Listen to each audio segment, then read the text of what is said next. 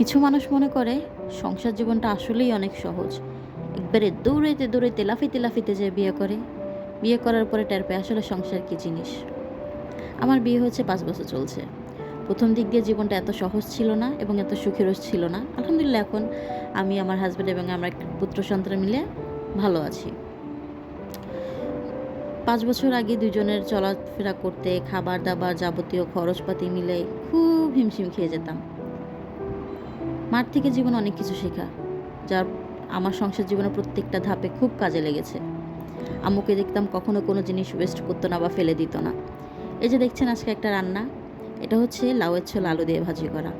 আমার মাকে কখনো দেখিনি যে লাউয়ের ছোলাটা ফেলে দিচ্ছে। সবসময় দেখতাম সে অন্যদিন এটা ভাজি করে তো খেত।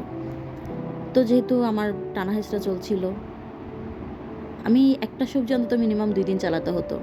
তো আমি একদিন লাউ আনলে একদিন লাউ রান্না করতাম, তারপরের দিন ঠিক এভাবে লাউয়ের ছোলাটা ভাজি করতাম। অবশ্যই তখন এটাই মনে হতো যে খুব অমৃত। যদি এখনও ভালো লাগে, এখনও মজা লাগে, তাই আবার রান্না করলাম। আসলে জীবনে একটু গুছিয়ে না চললে সুখী হওয়া যায় না।